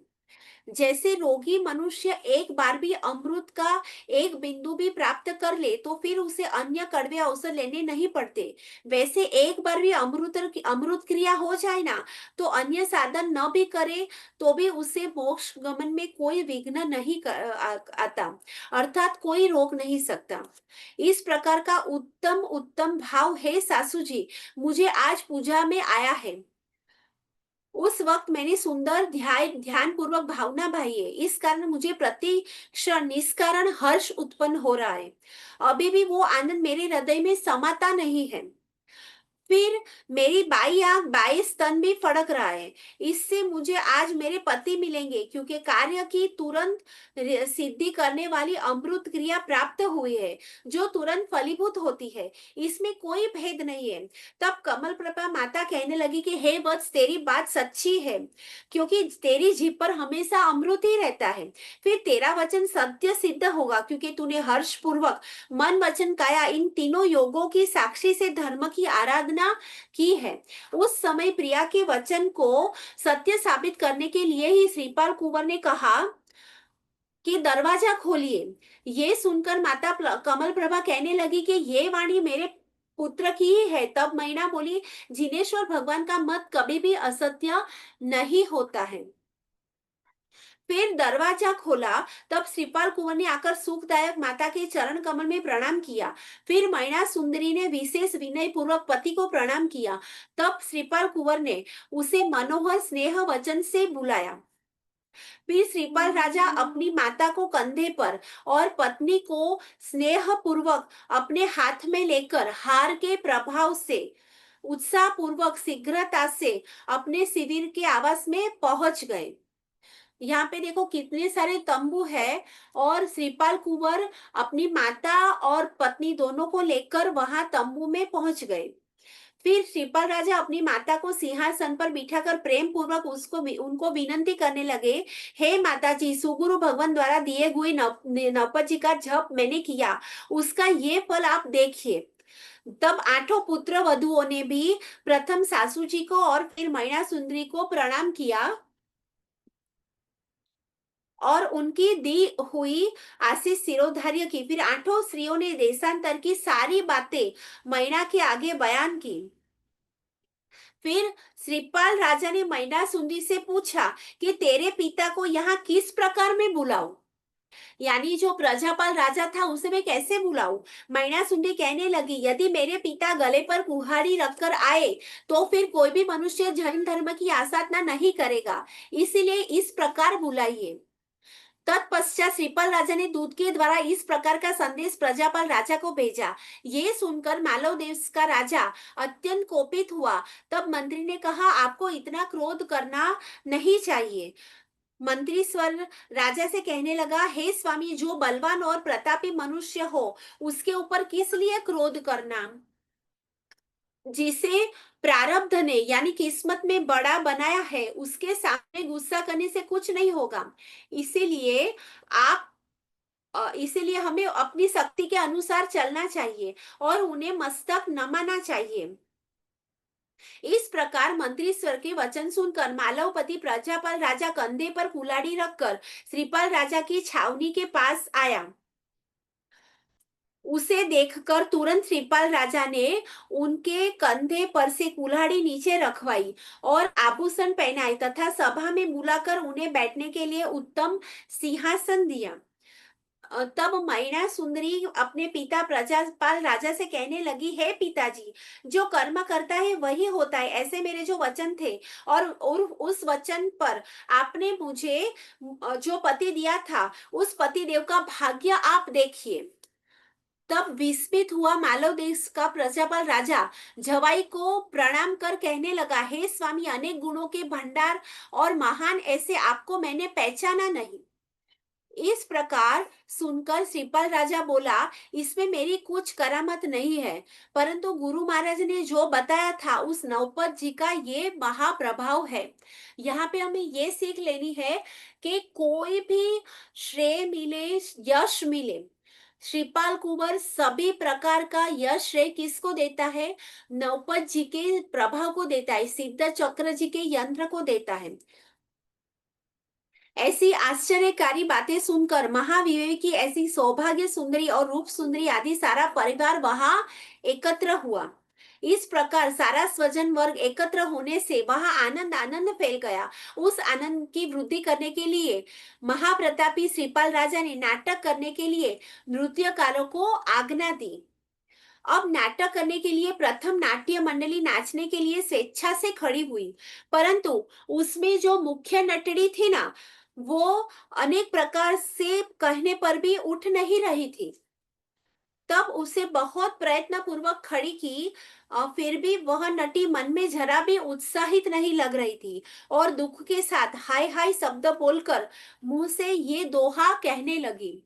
जब मुख्य नटी सुर सुंदरी को बड़ी जबरदस्ती से नाटक करने के लिए उठाया गया, तब वो कहने लगी, अहो, कहाँ मेरा मालव देश में जन्म, कहाँ संघपुर के स्वामी के साथ विवाह, कहाँ बब्बर कुल में मेरे बीका जाना और नाटक करना सीखना। हाय हाय, भाग्य ने मेरा सारा अभिमान मिट्टी में मिला दिया और मुझे नर्तकी बनाया। इस प्रकार के उसके वचन सुनकर माता पिता आदि मन में विस्मित चित्त वाले हुए और सोचने लगे कि अहो, ये अपनी पुत्री सुर सुंदरी होगी क्या, परंतु ऐसी स्थिति में कहां से आई। इतने में सूर सुंदरी रोती रोती आकर अपनी माता के गले लिपट गई। जब तब रोती हुई अपनी पुत्री से राजा ने दुखी स्थिति का कारण पूछा। तब वो सूर सुंदरी सारी हकीकत कहने लगी। हे पिताजी, आपने मुझे तो सर्व संपत्ति के साथ विदा की थी, उसके बाद क्या हुआ वो अब मैं कहती हूँ।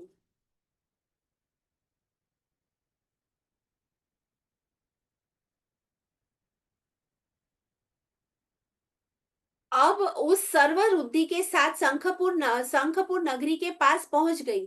अभी वो शंखपुर के राजा के अरिदमन साथ उसका विवाह हुआ था। तो अरिदमन के साथ है ना वो नगरी के पास पहुंच गई, किंतु अच्छा मुहूर्त न होने से प्रवेश के शुभ मुहूर्त की प्रतीक्षा के लिए पति के साथ नगर के बाहर उद्यान में रात्रिवास किया। पहले तो क्या टेंट लगा देते थे और एकदम राजमहल जैसा बना देते थे। जैसे छरीपाली संघ में भी अभी जाओ ना, तो अंदर टेंट में ना राजमहल जैसा ही दिखता है। तो वैसे ही वो है ना एक रात्रि के लिए अपने पति के साथ टेंट में रही थी। वहां कुछ सुबट भी अपने अपने घर चले गए और कुछ सैनिक, सुबट यानी सैनिक, रात को वहां रहे। इतने में वहां डाकुओं ने डाका डाला, जिससे आपके जवाई यानी अरिदमन जो राजा था वो अपनी जान बचाने के लिए भाग गया और मैं उन डाकुओं के हाथ पकड़ी गई। उन डाकुओं ने मुझे नेपाल देश में धन देकर बेच दिया। वहां एक सार्थवाह ने मूल्य देकर मुझे खरीदा और अम, उसने महाकाल राजा के बब्बरकुल नगर में वेश्या की दुकान में मुझे बेचा और वेश्या ने मुझे नृत्य कला सिखाकर नटी बनाया। बाद में नाटक के महाशौकीन महाकाल राजा, यहाँ पे देखो महाकाल राजा यानी पहली बार बब्बर कुल के महाकाल राजा के साथ श्रीपाल कुंवर ने युद्ध किया और उसकी पुत्री थी मदन सेना, उसके साथ विवाह किया। मदन सेना, हाँ, वहां उनके साथ विवाह किया। यानी ये मदन सेना के पिता थे बब्बर कुल के राजा महाकाल राजा। वो राजा ने नाटक मंडलियां खरीदी, उनमें मैं भी खरीदी गई। फिर उसने मेरे पास अनेक प्रकार के नृत्य करवाए। फिर महाकाल राजा ने अपनी पुत्री मदन सेना के विवाह के उपलक्ष्य में मदन सेना के पति को दहेज में मुझे दे दिया। यानी नव नाटक मंडली है ना, वो दी थी दहेज में, दाइजे में, उसके साथ मुझे भी दे दिया। फिर हे पिताजी, उस मदन सेना के पति के समक्ष नाटक करते हुए बहुत दिन गए।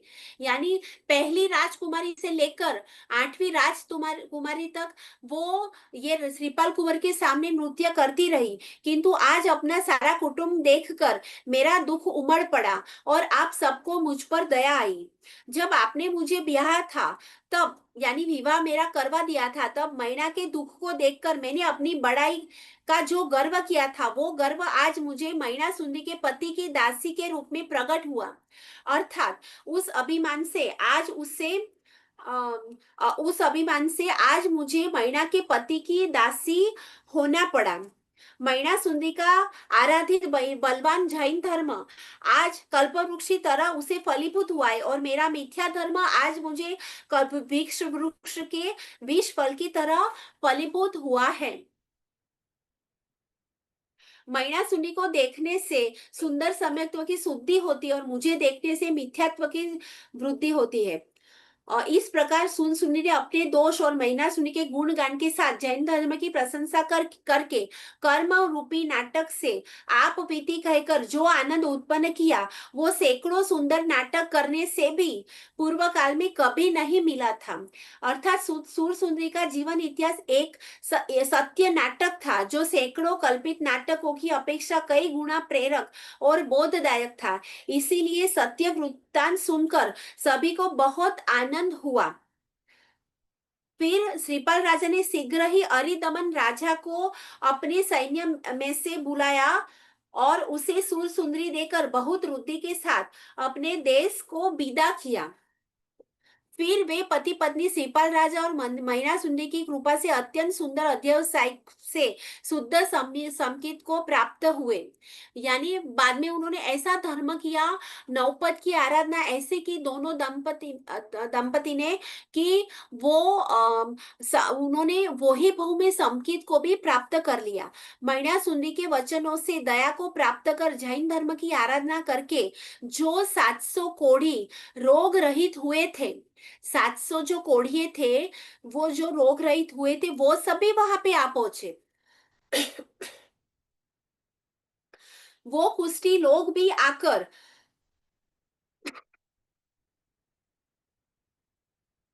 श्रीपाल कुंवर को अत्यंत स्नेह पूर्वक प्रणाम करने लगे। तब श्रीपाल राजा ने उन्हें राणा की पदवी दी। इच्छा में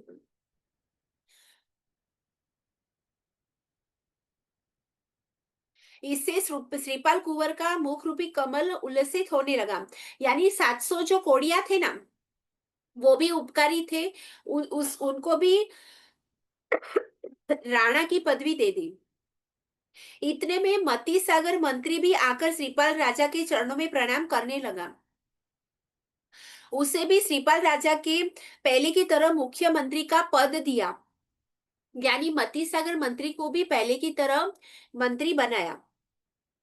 फिर ससुर तथा साला पक्ष के राजा तथा मामा पक्ष के राजा आदि अनेक राजा भी वहां आए। उन सबको श्रीपाल राजा ने सम्मान दिया, भेंट दी, आदर सत्कार किया, कोई भी कमी नहीं रखी। सभी श्रीपाल की सेवा करने लगे। आनंद पूर्वक समय पसार हो रहा था।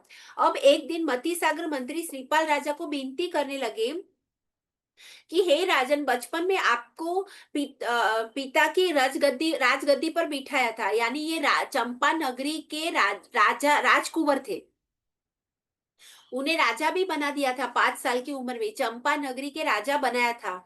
तो वहां से जिसने आपको हटाया था वो आपका दुश्मन अत्यंत मदोन्मत्त है, हो गया है। जो मनुष्य शत्रु के हाथ में गए हुए पिता के राज्य को शक्ति होते हुए भी स्वाधीन नहीं करता, उसकी दुनिया में व्यर्थ गर्जना करने वाले मेघ की तरह हंसी होती है। यदि आप अपना विशाल राज्य नहीं जीतेंगे तो आपका यह बल सर्वरुद्धि और बड़े सैन्य परिवार का क्या प्रयोजन। अर्थात स्वराज्य लिए बिना आपकी सर्व समृद्धि तथा शक्ति व्यर्थ है। तब राजा ने कहा, हे मंत्री, आपने सच ही कहा है, परंतु राज्य प्राप्ति के 4 उपाय हैं। उसमें यदि साम अर्थात मीठे साम दान दंड भेद बोलते हैं ना, साम दाम दंड भेद, तो उसमें अगर साम यानी मीठे वचन से कार्य हो जाता है तो दंड का क्यों प्रयोग करें। क्योंकि यदि शक्कर खाने से पित्त सम जाता है तो कड़वी दवा क्यों खाए। राजा का इस प्रकार का वचन सुनकर मंत्री बोला, अहो, आपकी बुद्धि महान और गंभीर है। फिर राजा ने चतुर्मुख नाम के दूत को अच्छी तरह से समझाकर शिक्षा देकर चंपा नगरी की ओर रवाना किया। वो दूत अनुक्रम से चंपा नगरी में आ पहुंचा। वहां चंपा नगरी में अजीत सेन नाम का राजा राज्य कर रहा था, जो श्रीपाल राजा का पितराई चाचा चाचा था, यानी कजिन चाचा था। उसके आगे जाकर दूत मनोहर अर्थात पहले मीठे फिर खट्टे और अंत में कड़वे रस प्रकार भोजन करने की रीति से अनुसार 3 प्रकार के वचन कहने लगा। पहले वो बोला, आप जिनेश्वर भगवान की सेवा कीजिए या फिर मेरे स्वामी की सेवा कीजिए। भूतकाल में आपने श्रीमान श्रीपाल कुंवर को बालक समझकर कला सीखने के लिए बाहर बाहर भेजा था। अब वो तैयार होकर आ गया है। दूसरी बात कही कि सभी राजा उनके भक्ति करते हैं, सेवा करते हैं, किंतु आप उनकी सेवा करने नहीं आए। आपने विरोध उत्पन्न किया है, तो आपका विरोध शुद्ध करने के लिए आप श्रीपाल राजा का शरण लीजिए। अब दूत कड़वे वचन कहता है कि हे राजन, यदि तू अपनी जिंदगी से तंग न आया हो तो उस श्रीपाल राजा को प्रणाम करके उन्हें संतुष्ट कर, खुश कर। और यदि तू अपना राज्य देखकर गर्विष्ठ हो गया हो तो युद्ध करने के लिए तैयार हो जा। श्रीपाल के सैन्य रूपी समुद्र में तेरा सैन्य तो ना सत्तू के चूर्ण जैसा है, यानी एकदम पाउडर जैसा है, ऐसा समझ ले। इसीलिए बड़ों के साथ युद्ध करना नहीं करना चाहिए, ऐसा समझदार और असमझदार सभी लोग कहने लगे। इस प्रकार कहकर दूत चुप हो गया। तुरंत ही अजीत सिंह राजा क्रोधित होकर कहने लगा, यदि तुझे दूत कार्य से सचमुच प्रेम है, तू सच्चा दूत है, तो मेरा ये संदेश राजा को देना कि ये चंपा नगरी का राजा अजीत सिंह कभी भी प्रणाम करने नहीं आएगा। देखो, अभी अजीत सिंह राजा एक तो राज्य ले लिया और अभी भी कुछ भी कॉम्प्रोमाइज करने को तैयार नहीं है। श्रीपाल राजा के सैन्य रूपी समुद्र के आगे मेरा सैन्य भले छोटा हो, लेकिन तो भी मैं वडवानल अग्नि जैसा हूँ, समुद्र में वडवानल अग्नि जैसा हूँ। इसीलिए सारे सैन्य का शोषण कर डालूंगा, उसमें किंचित भी कमी नहीं रखूंगा, ऐसा तू समझ लेना। इसलिए हे दूत, शीघ्र जाकर अपने राजा से कहना कि युद्ध के लिए तेरे पीछे पीछे ही दौड़ा आ रहा हूँ, क्योंकि बल की परीक्षा तो रणभूमि में ही होती है। चतुर्मुख दूत ने बहुत ही शीघ्र मालव देश में जाकर अजीत सिंह राजा के वचन अपने श्रीपाल राजा से कहे। ये कड़वे वचन कान से सुनते ही श्रीपाल राजा युद्ध के लिए तलवार लेकर खड़े हो गए। चतुरंगी सेना को तैयार कर चंपा नगरी की ओर प्रयाण किया और वहां पहुंचकर नदी किनारे कगार पर कपड़ों के टेंट बांध लिए। अब मनोहर रण संग्राम के लिए अनेक मांगलिक होने लगे तथा आसपास में रण संग्राम के लिए वाद्य भी बजने लगे। उस युद्ध को देखने के लिए कौतुक प्रिय लाखों देव भी आकाश में एकत्रित हुए। ये तो चौथा आरा चल रहा था, वहां पे देव भी हाजरा हजूर थे। और ये श्रीपाल कुंवर है ना, बहुत ही पुण्यशाली थे, इसीलिए देव भी उनको देखने के लिए वहां पे आ गए। और देव भी उनके द्वारा बजाई जा रही दुंदुबी की नाच से आकाश भी गरजने लगा था।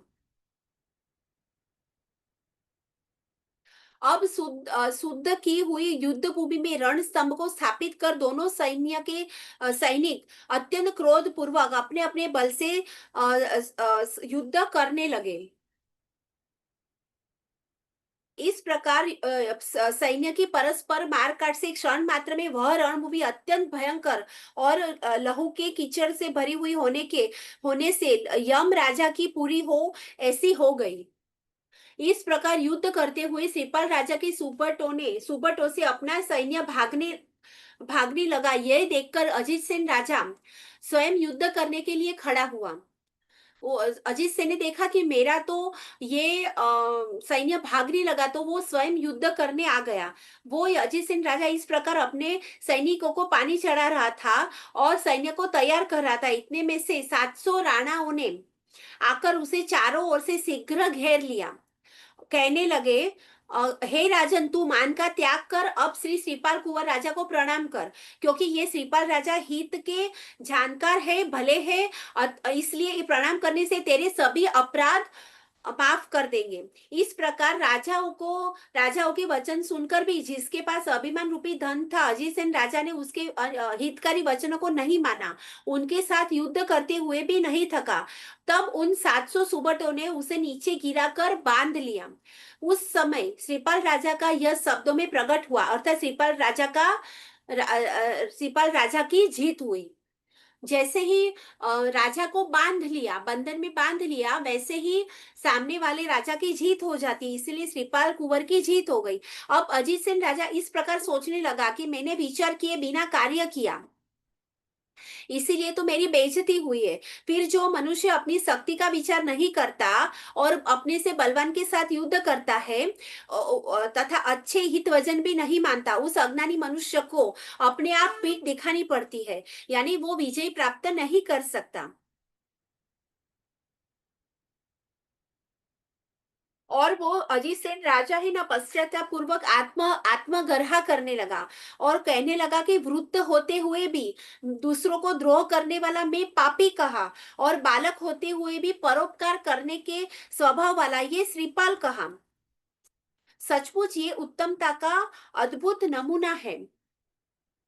कोई मनुष्य भी न कर सके ऐसा निर्दय भयंकर पाप मुझ अज्ञानी ने किया है। इसीलिए बहुत पाप करने वाले मुझ पापी को नरक के बिना कोई ठोर नहीं है। फिर भी इन सभी पापों से उद्धार कर हाथ पकड़ने के लिए एक जिनेश्वर भगवान द्वारा प्ररूपित शुद्ध दीक्षा ही समर्थ है, अर्थात एकमात्र प्रवरजा ही मेरा हाथ पकड़कर इन सभी पापों से मुझे बचा सकते हैं। यानी युद्ध भूमि में ही अजित सेन राजा कितना क्रूर था, कैसा था, कितना लोभी था, उसको तुरंत एक क्षण में विचार आया, हार गया और विचार आया कि मुझे मेरे पाप धोने हैं, तो एक दीक्षा ही मेरे लिए एक समर्थ है। दीक्षा ही मेरे पाप धोने के लिए एक समर्थ वस्तु है। इसके अलावा मैं कुछ नहीं कर सकता। ये चारित्र ही सिद्ध गति को खींच लाने वाला है, संसार का नाश करने वाला है, क्योंकि कषाय रूपी पर्वत को तोड़ने के लिए वज्र समान ये दीक्षा ही है, और नौ कषाय रूपी दावानल को बुझाने के लिए भी मेघ समान ये दीक्षा है। इस प्रकार अजित सिंह राजा ने चारित्र के गुणों को ग्रहण किया और संसार समुद्र के दोषों को देखा। इससे उसका मोह रूपी महान अभिमान नष्ट हुआ और भावों की पुष्टि हुई। इस प्रकार चिंतन करते हुए अजित सेन राजा के पाप कर्मों की स्थिति बहुत टूट गई और उसे जाति स्मरण ज्ञान हुआ, जिससे कर्मों ने के बीच में मार्ग दिया, और अर्थात उन्हें सम्यक्त्व की प्राप्ति हो गई। इससे उन्होंने अपना पूर्वभाव देखा, जाति स्मरण ज्ञान हुआ तो पूर्वभाव देखा, जिससे वैराग्य गाढ़ हुआ और उन्होंने शुभ भाव पूर्वक चारित्र ग्रहण किया। अभी उनका पूर्वभाव के बारे में भी हम कल देखेंगे आगे क्या होता है। उन्होंने दीक्षा जैसे ही ग्रहण की, अ, 5 समिति और 3 गुप्ती से सहित चारित्र युग तथा विश्व के तारक ऐसे अजित सेन मुनि को देखकर गुणानुरागी श्रीपाल राजा उन पर मोहित हुए। देखो साइड पे ही ना उन्होंने दीक्षा ली है और श्रीपाल राजा उन्हें प्रणाम कर रहे हैं, और सपरिवार भक्ति के साथ उनकी स्तुति करने लगे और कहने लगे, हे भगवान, हम आपके गुणों की स्तुति करके हमारे पापों को नष्ट करेंगे। अभी देखो एक क्षण में है ना श्रीपाल कुंवर है ना, उनकी स्तुति करने लगे, उनको प्रणाम करने लगे। ऐसा ये चरित्र का प्रभाव है। इस प्रकार अजित सेन मुनि की स्तुति कर उनकी राज्य गद्दी पर उनके सद्बुद्धिवान पुत्र गज गति को श्रीपाल राजा ने बिठाया। यानी है ना, उनके पुत्र गज गति को श्रीपाल राजा ने गादी पे बिठाया। इस प्रकार श्रीपाल राजा ने अपने सभी कार्य सिद्ध किए और सज्जन पुरुषों को सुखी किया। पुण्य के प्रभाव से जैसा कहा था वैसा किया, अर्थात अपने पितृकुल का राज्य भी उन्होंने जीत लिया। अब श्रीपाल कुंवर ने युद्ध में विजय प्राप्त कर चंपा नगरी में प्रवेश किया। सभी दुकानें रेशमी वस्त्रों से चारों ओर से ढककर सुंदर प्रकार से सजाई गई और सबने श्रीपाल कुंवर की जय जयकार की। प्रवेश होने के बाद राजाओं ने मिलकर श्रीपाल राजा का फिर से राज्याभिषेक किया, यानी दूसरी बार किया। पहले तो 5 साल की उम्र में उनका राज्याभिषेक हुआ था, अब दूसरी बार सभी ने मिलकर उनका राज्याभिषेक किया। पिता के पद पर उल्लास पूर्वक उन्हें स्थापित किया। फिर महिषासुरी का मुख्य पट्टरानी के रूप में विशेष अभिषेक किया और शेष 8 स्त्रियों को लघु रानी के रूप में स्थापित किया। इस प्रकार श्रीपाल राजा ने अपनी भुजा के बल से पिता का राज्य स्वाधीन करने का जो निश्चय किया था उसे सिद्ध किया। फिर श्रीपाल राजा ने उदार मन से मती सागर को एक मुख्यमंत्री बनाया और धवल सेठ के जो 3 सन्मति देने वाले मित्र थे उन्हें भी मंत्री बनाया। ये चारों मंत्री पवित्र मन वाले थे। अब श्रीपाल राजा तेज से सूर्य जैसे प्रतापी हुए और अपने बहुत से धन को सत्कार्यों में खर्च कर उत्तम नाम कमाने लगे।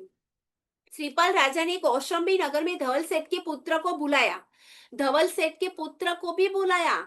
जो धवल सेठ कितना उन पर द्वेष रखता था, उनके पुत्र को भी उन्होंने बुलाया, और जिसका विमल सेठ नाम था, उनके धवल सेठ के पुत्र का विमल सेठ नाम था, उसे भी ना सुवर्ण के वस्त्राभूषण भेंट दिए और शुभ मुहूर्त में नगर सेठ की पदवी दी, तथा कभी क्षय न हो ऐसे अक्षय और अति गुप्त भंडार इकट्ठे दिए।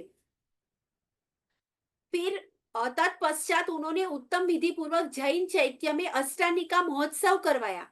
सब कुछ होने के बाद उन्हें धर्म कभी नहीं भूले हैं, पहले प्रभु ही याद किए हैं।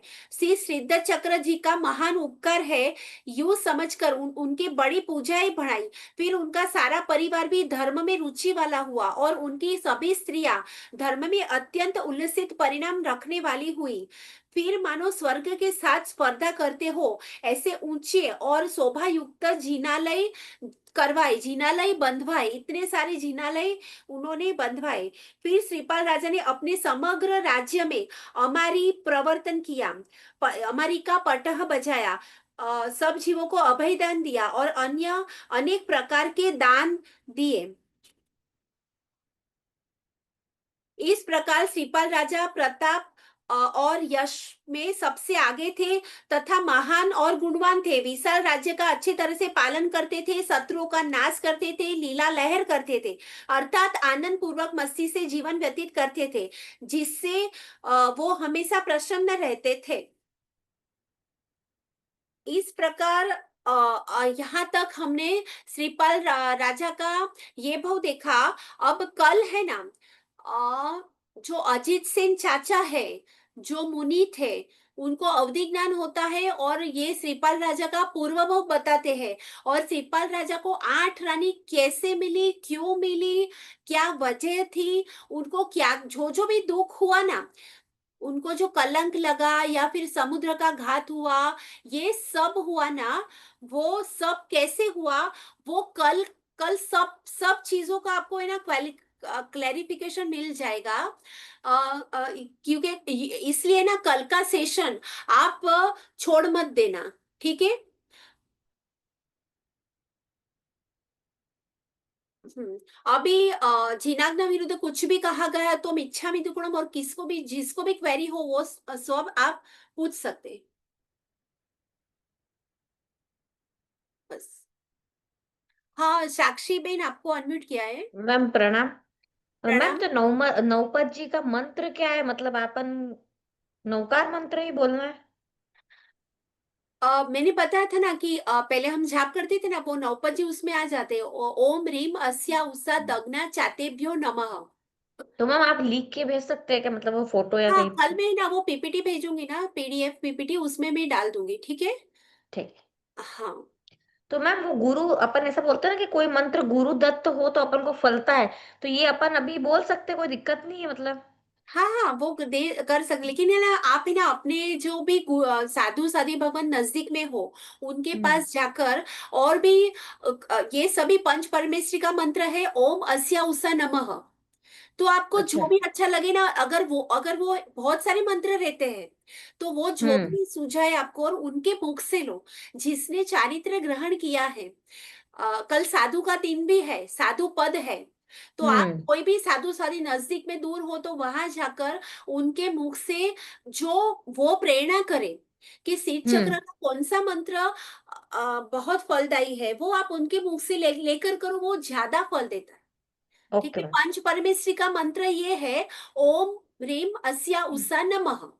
ठीक है। ठीक है। पर मैम जब तक अभी अनुकूलता नहीं हो साधु महाराज भगवान की, तब तक तो अभी आपने जो बताया वो करेंगे हाँ तो हाँ, वो चलेगा? कर सकते हैं, वो आप प्रेगनेंसी में डेली करो, उसमें ठीक है। सारे नौपद आ गए। वो जो मैंने तो बताया वो मंत्र का फुल फॉर्म क्या है, पता है ना हाँ, आपको। मतलब पंच परमेष्टि और दर्शन ज्ञान चारित्र और तप। हाँ, वो सब आ गए, उसमें सब समावेश होगा, तो आप कर ही सकते हैं, ठीक है। ठीक है मैम, आप कल वो पीपीटी में ऐड कर दीजिएगा। हाँ हाँ, श्योर। ठीक है। थैंक और कोई रीजन है क्या, किसी को और को कुछ क्वेरी है।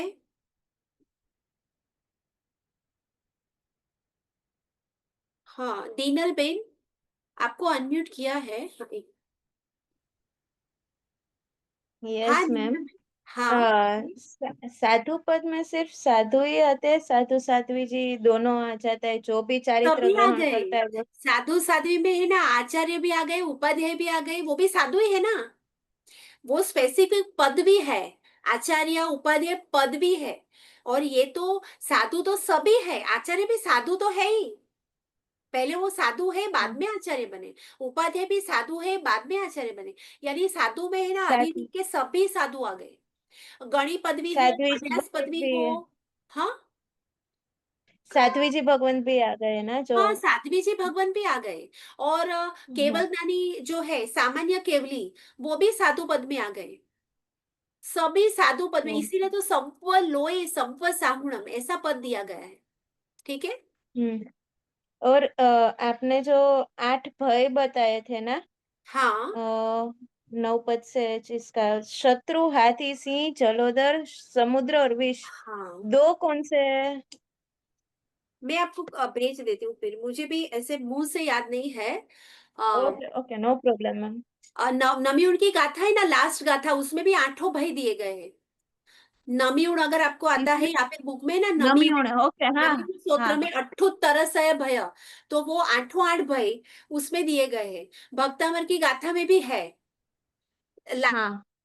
एक एक भय दिए गए हैं। कल्याण मंदिर में भी ओके 8 भय दिए गए हैं। ठीक है।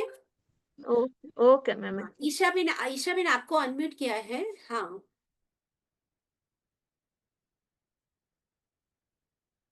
एक एक और करिए छोड़।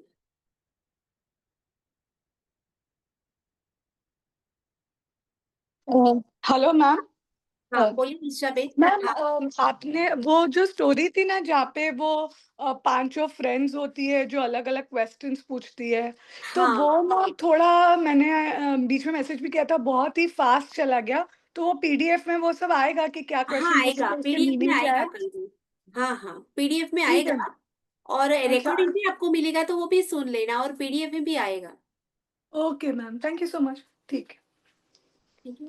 अभी हम्म। साक्षी, साक्षी में।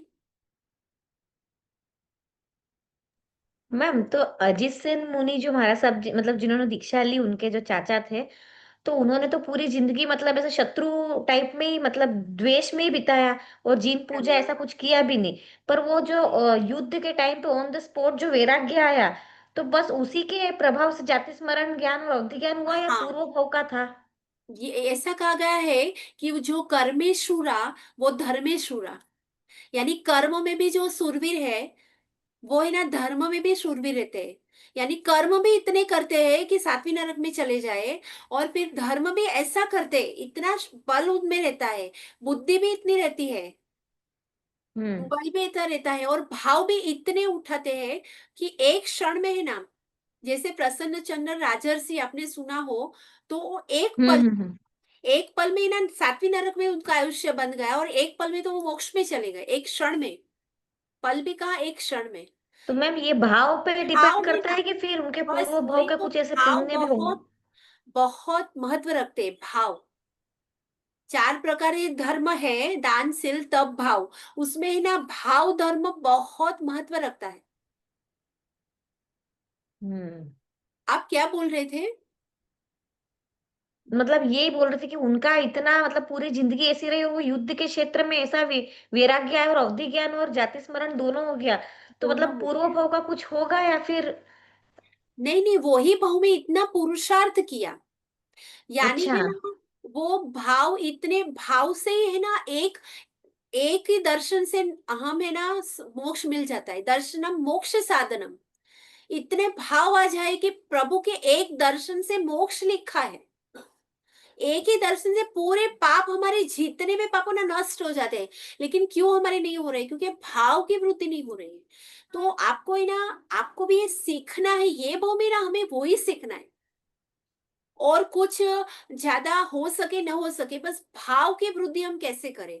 मन है ना, वो माकड़ा बोला है, बंदर जैसा है। हम्म। वो है ना, इधर उधर उधर चला ही जाएगा। लेकिन आपको उसे स्थिर करके वो भाव को है ना पकड़ना है।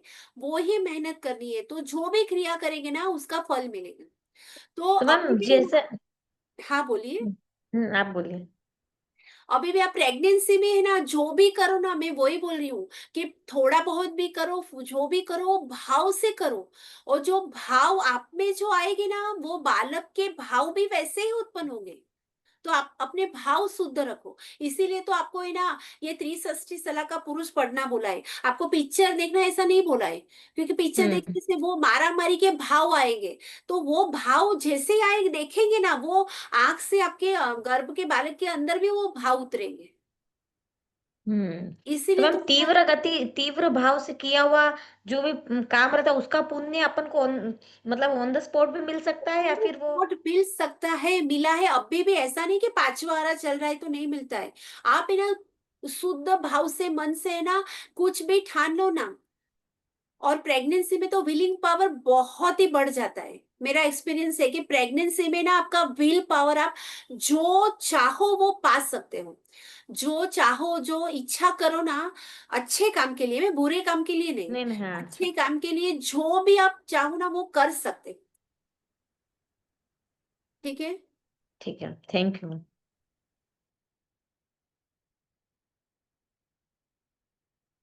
हाँ दीनल बिन, आपको और पूछना है कुछ?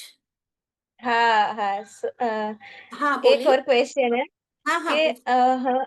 हम जो 9 पद होता है उसमें साधु पद की जो क्या करते हैं, आराधना करते हैं, और चारित्र पद भी अलग से है। मतलब चारित्र ही ग्रहण करने के बाद साधु बने ना हम, तो मीन्स दोनों हाँ एक ही हुए, तो फिर क्यों दोनों अलग अलग? समझ नहीं आता वो।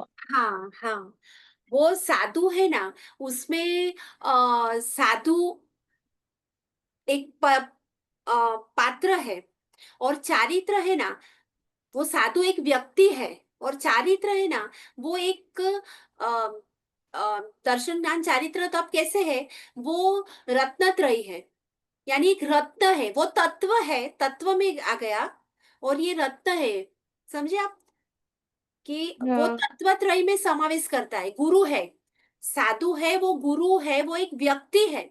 और ये चारित्र है ना, वो कोई व्यक्ति नहीं है, वो धर्म है। तो अभी है ना कल लास्ट दिन है ना, तो मैं ये दर्शन ज्ञान चारित्र तब समझाऊंगी ना, उसमें साथ में आप समझेंगे ना, तो आपको ये अवश्य क्लियर होगा ही कल। मैं बोल रही हूँ। ओके अभी मैम। आप ये डिस्टिंग भी सब दो आप याद रखिए, और कल 4 लेंगे ना साथ में, उसको आपको क्लैरिफाई अच्छे से हो जाएगा। Okay ma'am. ठीक है। हाँ। पूजा भी ने आपको अनम्यूट किया है। प्रणाम मैम। अभी प्रणाम। आपने जस्ट बताया कि प्रेगनेंसी में आप जो धारो वैसे कर सकते हो, हाँ, तो उस पे आप थोड़ा सा और बता सकते हो, मतलब कैसे?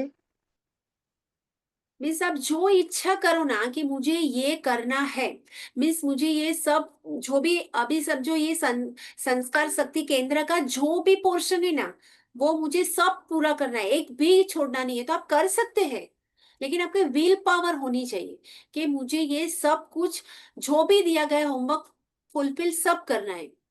या फिर मुझे ऐसा चाहिए, वैसा चाहिए, मुझे ये दिन ही चाहिए, संकल्प करते हैं ना कि हाँ मुझे ये कल्याण के दिन ही मेरा बालक आना चाहिए, ये दिन ही चाहिए, ऐसा ही होना चाहिए। वो सब है ना, जितने में विल करेंगे, अच्छी इच्छा करेंगे, तो ये विल पावर है ना वो मजबूत होता है। और जितनी प्रभु से प्रार्थना करेंगे, प्रभु की भक्ति करेंगे ना, तो ये विल पावर मजबूत होता है प्रभु से प्रार्थना ओके। करने से। Okay, thank you so much ma'am. Isha बिन, आपको पूछना है क्या? आपको अनम्यूट किया।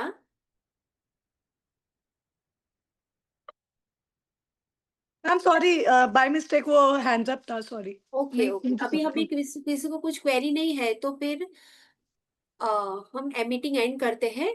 जिनाग्न विरुद्ध कुछ भी कहा गया हो तो इच्छामि दुक्कडम प्रणाम मदर्स, और आप सबको धन्यवाद कि आपने शांति से ये सब अटेंड किया। ठीक है।